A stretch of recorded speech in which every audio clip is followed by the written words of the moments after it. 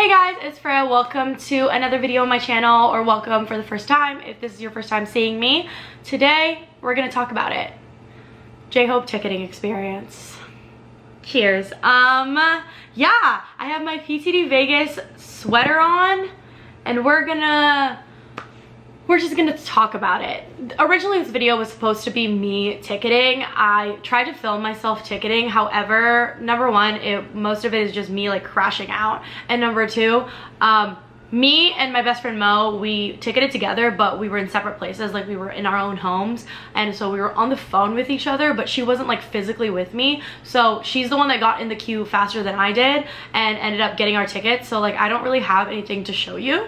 But we are gonna talk about it. We're gonna talk about that experience, and I'll talk about all of that specifically as well. And yeah, most of the video is just me freaking out because when they put out that little pop-up with the prices, guys, I lost it. I lost it. Okay, Mo's on the phone now. Say hi, Mo.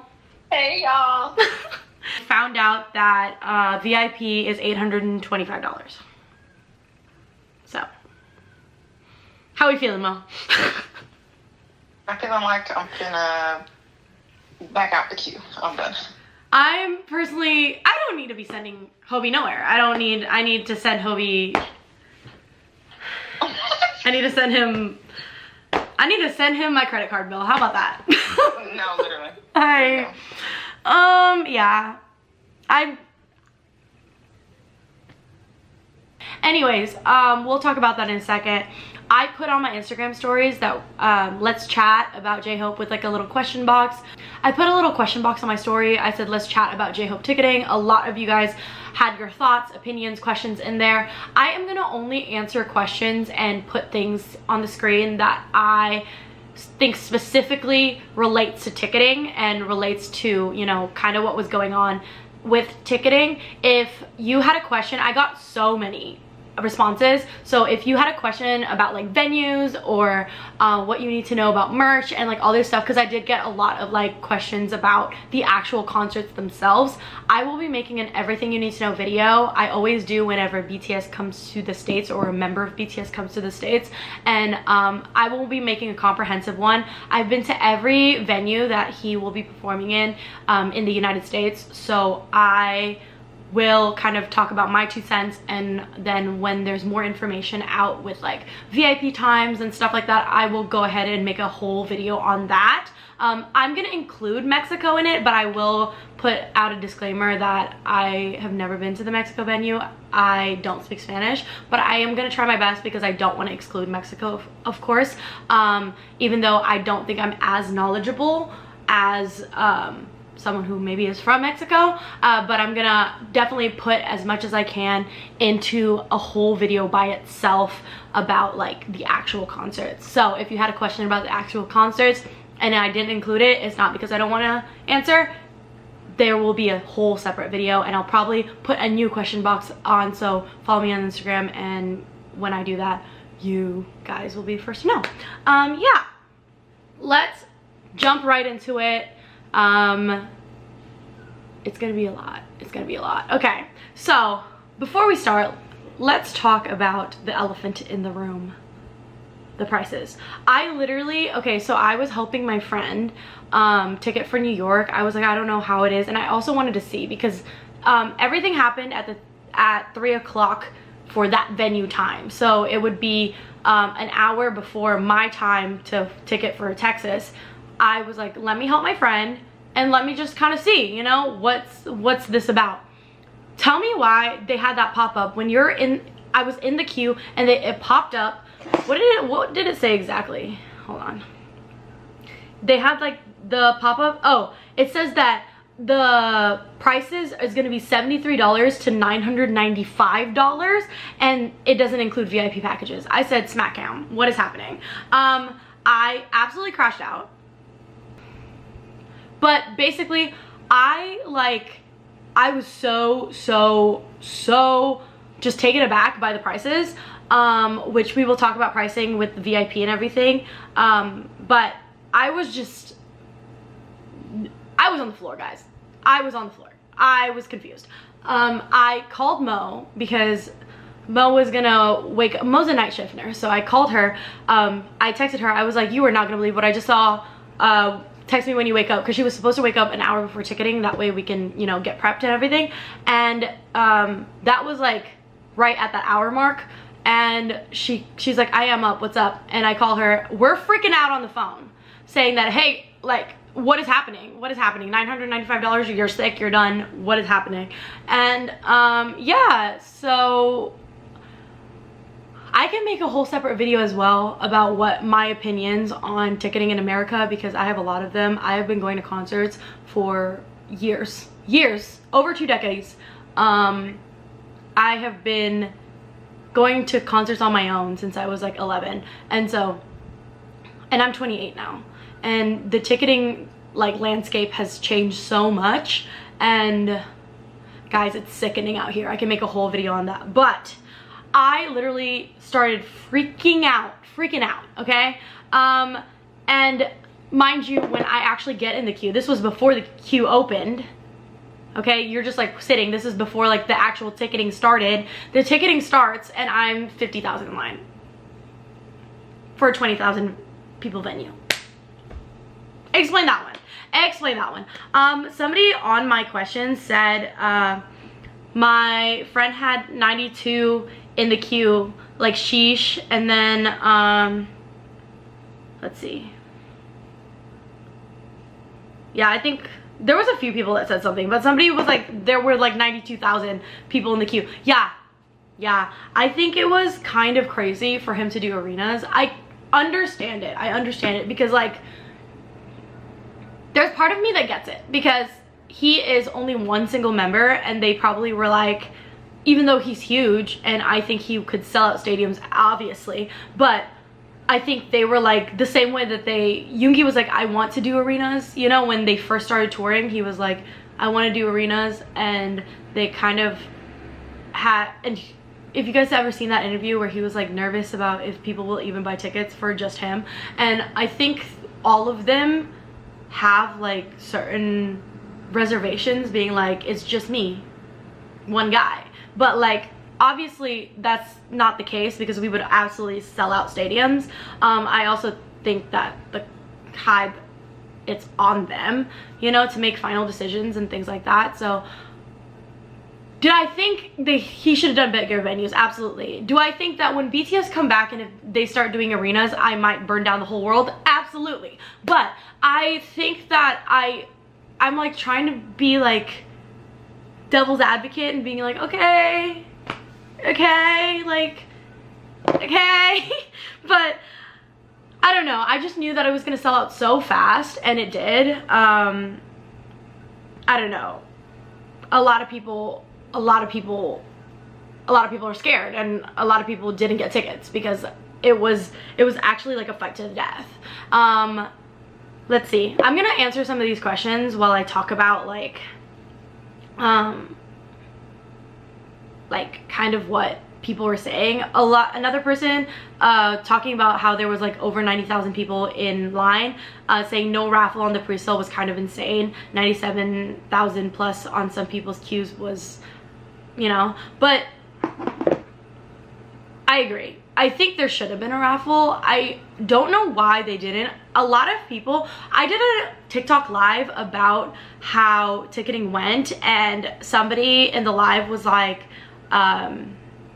somebody was like, I have a membership, but my membership didn't work. And I kind of like talked to them through the chat, and turns out that they didn't register their membership on Weavers. So I do see that some people had memberships and weren't able to pre-sale anyways because they didn't register the membership. You had to register on Weavers in order for your membership to be eligible to be used.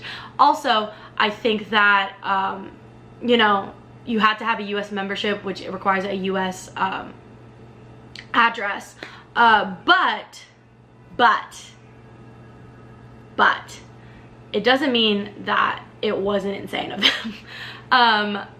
They did take some precautions, but I do think that it was absolutely crazy of them to not have any kind of raffle. I really thought that they were gonna, like, you know, send out pre-sale codes, not just that you register your membership and have fun, you know? But it was kind of insane. And a lot of people had a lot of issues with the pre-sale code. You had to put BA, which was like the beginning of the, everybody's membership number is BA and then like 9 numbers, and you had to put like the letters before the numbers in order for it to work. A lot of people also had a lot of issues with just Ticketmaster itself. People's accounts were not working, their phone numbers were not working, it was saying they were already in the queue. I've seen like a lot of things on TikTok, and also somebody sent me like a video of somebody's like just Ticketmaster account just not working, and I think that's insane. Somebody said worst ticketing ever, had to refresh like 20 times, I barely managed to get tickets. I've heard that. I think Ticketmaster was experiencing like glitches. I personally got lucky enough not to really be affected by it, but a lot of people had crazy glitches, and it was like, it was very, very scary. Somebody asked, do you have info on ARMY pre-sale dates for J-Hope LA concerts? No, there is no information yet as of me making this video, but I'm sure they'll announce it on Weverse when it's going to be out, and I think it's going to be the same thing. It's probably going to be a pre-sale on a Wednesday, general sale on a Thursday, and it'll be the same exact thing as kind of now, but it's a stadium, there's more seats, so good luck. I hope that works. And somebody asked any ticketing, any tips for ticketing. I'm fighting for my own tickets very soon. I assume you mean that you're going to LA, and if you need tips for ticketing, my entire video, my last one, is all about how to ticket and everything. I did mention that LA is not participating, but all of the tips and tricks are the same. So watch that video. It's the one I made right before this one. Struck out with Ticketmaster, but an amazing ARMY Resale Tour VIP soundcheck with VIP soundchecked face value to us. I love that. Okay, I love when people sell things face value. Just be careful when you're ticketing out there. Don't like get scammed, obviously. There are a lot of different ways to like get tickets later on, which I will talk about too, because somebody said if we weren't able to get tickets, what is the best way to get some now? Don't give up hope. Number one, yes, there are scalper websites like SeatGeek, like, what is it, StubHub, Vivid Seats, I just blanked, but those kinds of ticketing, I personally, although I don't agree in what they do, but they are better than just doing it on your own on like Twitter or Instagram or Reddit or Discord. I know people buy tickets everywhere, but those three, at least you'll have backing. If your tickets aren't real, they'll refund you your money because it's like going through a company. I also have a code on SeatGeek if you guys do want to use it. If that helps in any way, you get $20 off your first purchase on SeatGeek. So the code's just Freya. I don't know if $20 is much, but it's something, right? I do think those are like your safest bet. If you are going to buy off somebody on Twitter or something, just be very, very mindful that there are a lot of scammers out there currently. I have not been on Twitter on a year and a half, and I logged on just to see what people are saying about like ticketing, and half of them, more than half, most of it is just like people scamming, is people being like, I have tickets. I made a TikTok about J-Hope ticketing before ticketing was even announced, and people were like in my comments being like, I have tickets, DM me now. So just be careful and really be mindful of wanting proof. It's probably better for you to meet up or FaceTime or something with a person if they're like a real fan, if they're not just like some fake person. There's ways for you to do it. Just don't get scammed.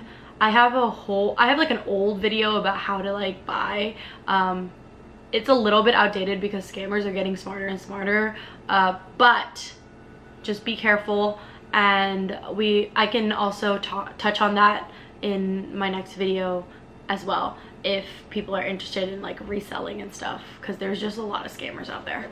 Somebody says, I didn't get them during membership resale. I was 38K, but for general I was 19. Yeah, some people like lucked out during the general sale. I didn't see a lot of people get tickets for general sale, but I did see some people get tickets, and I did see somebody get a VIP ticket for general sale. So like there were tickets, it was just like not that many, you know. You had to be like really lucky. Some prices were high, but I found pretty good tickets, and the venue has good seats in my opinion. If you're talking about San Antonio, I know who this person is. Hey girl. But I do agree that San Antonio is a really, really good venue. If you're in the 100 section, you're like eye level with them, which I think is like really cool. Like I saw 17 there, and I was on the 100 section. I know that Hobie doesn't have a walkway, but on their walkway, like we were eye to eye. Like I got multiple interactions with like Mingyu and Vernon and Sangwon and stuff, because like I was literally like eye to eye with them if you're on the 100 section.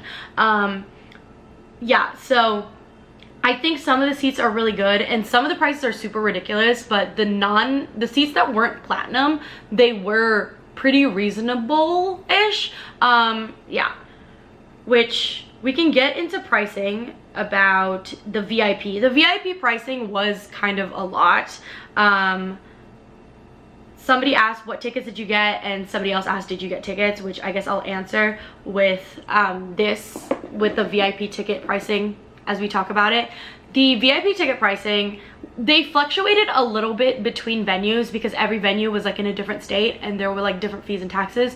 But give or take, the highest form, which was Hope package, which has the send off and the sound check, was like 850-ish, you know. We'll say 850 because it like fluctuated. San Antonio, where I was going, had some of the cheaper ones, but I think it was like 820 to 850. And then the stage package, which is just the sound check, was like 670 ish, $680 ish. But yeah, I did get tickets for San Antonio for both nights. I am doing VIP for the first night. Me and Mo got in really, really fast. Mo was like 300th in line when I was like 3,000 and Mo was like 300 in line, and like she was like, it was kind of funny, it was like 300 and 700 and I was like 3,000 and 7,000, so I was a little bit behind her in line, but she got in pretty fast. We clicked on things and there was stage like VIP available, like the stage package with the send-off, but although it kind of hurt us, we could not bring ourselves to spend $800. As much as we love Hobie, I think that pricing was a lot. It was kind of ridiculous, and as much as I would like to meet him and do a send-off, I personally will not be sending him off anywhere. We did, however, spend on the sound check, just the sound check one, which is the stage package. It was like $670 or something like that after fees. Still ridiculous, but we're in the 8th row. It's really exciting, and so yeah, I'm excited. I think it's gonna be super fun. But yeah, we're like in the 8th row. For the second night, we are all the way up in the 200 section. We're in the first row of the 200 section, but we're just got regular non-platinum basic tickets. It was a lot to get, but yeah, and the thing about that is that we got in really, really early, so there was still VIP tickets, and a lot of the tickets were not heightened in price yet, because platinum is an algorithm. They'll heighten as more and more people try to click on them. The price goes higher and higher. So if you're one of the first ones that get in, the prices are not heightened yet. And so it was really, we just got really, really lucky, and yeah, I'm very, very thankful. But I genuinely could not bring myself to spend the $800 on the send-off, as much as I would love to do it. I have to save for BTS, and also I'm going to Korea soon, so gotta do what you gotta do, you know? Yeah, and then another person said, are you going to LA? I am not gonna go to LA. I thought about it because I did want to see him perform in a stadium, but I just think that for this tour specifically, I'm gonna stick in my little box. I know that's really weird for me. If you watch this channel, you know that I go to the ends of the earth for all of them. But I am really trying to be responsible right now because of just my plans this year with trips and stuff, and also BTS imminent comeback that's gonna happen eventually. And so yeah, I just need to be mindful. I'm trying to convince myself, I'm trying to tell myself I saw him at Hobie Palooza, and nothing will ever be like that, okay?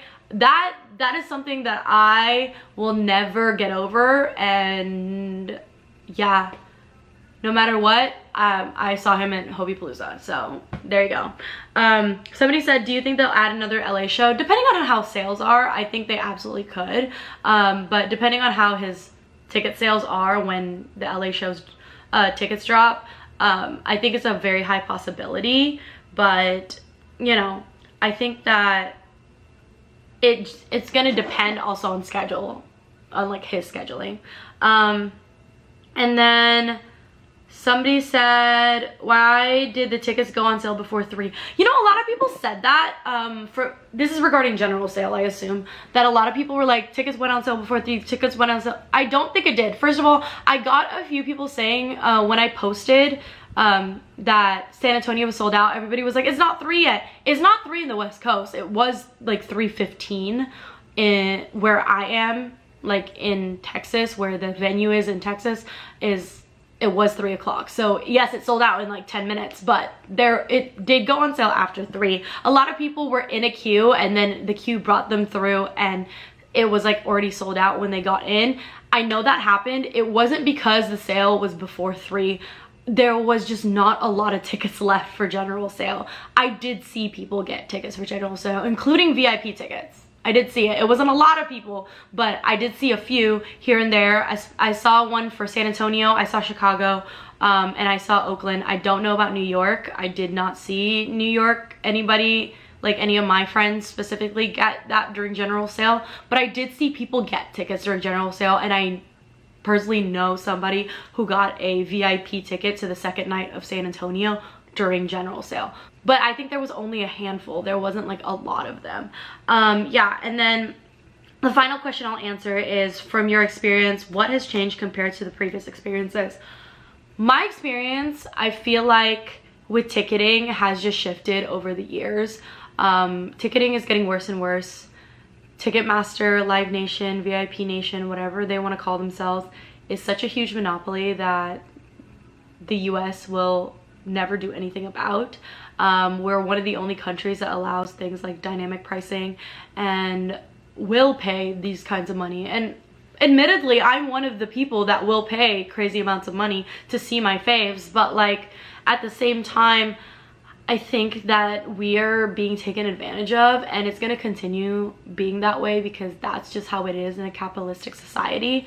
I am not going to get too political or anything, but that is capitalism. That is essentially what capitalism is. It allows monopolies like Ticketmaster, and there is not going to be rules and regulations to do anything about it. I would love for there to be a change, and if there was a push for change, I would love to be at the forefront of it. But I think that it just makes me sad more than anything that ticketing has changed so much. Ticketing used to be fun for me. There is a part of me that sometimes, like admittedly, wishes I could gatekeep these things so the industry wasn't so saturated. But at the same time, I don't think that would be fair to anyone. It's the same thing with the way that I've like collected Sunny Angels for 3 years, and now it's super popular and I can never find them anywhere anymore, you know? And so that's kind of how concert is for me. I've been doing this since I was 11. I've been doing this for over 2 decades. I have gone to concerts that were $10, that were $100, that were free, that I've followed bands across the country. I've gone to almost every major festival in the United States. I have seen the change. I have seen the change firsthand, because I used to be called weird, and people were like, you go to too many shows, why do you follow these bands around? And it became more and more popularized, especially after COVID, when people realized that life is short and at any moment we could lose everything. We could lose our favorite things to do. And I have watched it. There's like part of me that is sad because I've watched it shift so much, where it is so unfair for the consumer, but at the same time it's also my favorite thing to do in the world, and has been the only thing that got me through life since I was 11 years old, you know. So it's like a really weird aspect for me with just like the shift of it all. There's like half of me that is like so happy that more and more people are experiencing concerts, but another half of me that was like, it's really has changed so much for people who are like OGs in this. Like, there are people that I've known for 10 years that have been going to concerts with me and stuff, and like, in this world of concerts, especially in the state and the city that I live in, I have been like in the game for a really long time, and people start to fizzle because like it's just not feasible for a lot of people anymore. I am feeling that kind of like having to pick and choose more and more and stuff, and it's just been such a crazy change. I feel like it's so unfair for them to be this blatantly greedy over you know, artists, especially these big artists. I think that, I don't know, but the thing is, it's not gonna stop without change, without like actual laws and stuff, because if it's not illegal, they're not gonna stop it. And even if it is illegal, they may or may not stop it, but like, if they're allowed by like legally to be this monopoly, they're gonna continue to do it. And so it just makes me sad more than anything else, because I feel like there's not much I can do, and also I'm fallen victim because I'm gonna keep saving and going to see my faves, but just picking and choosing more, and I think that's also part of the problem. I don't know, that went into a longer ramble than I wanted it to, but that is how I feel. Yeah, and so this ticketing experience was crazy. I am very, very anxious to see how BTS is gonna be when they come back, because if this is for one member, you know, it's gonna be crazy for all 7 of them. I think that the cost is gonna be a lot, and will I continue to make these videos about how to ticket and what to expect? Of course, but I think there is a lot of preparation that needs to be done for when BTS comes back. But with all that being said, I am very excited to see Hobie. I am very, very excited to see what his show is gonna be like, because Hobiepalooza was so amazing. Yeah, and hopefully I see some of y'all there. Let me know if you guys got tickets and what concerts you're going to. I hope this wasn't too rambly, even though I think it was. And let me know if you have any questions down below. Follow me on Instagram. My ad is just Freya Rinaldi. It's linked down below if you guys want to be notified when I post or when I'm gonna upload, or if I have any question boxes and things that you can participate for these videos. And I will see you guys next time. Thanks for watching. Subscribe. I'll see you later. Bye.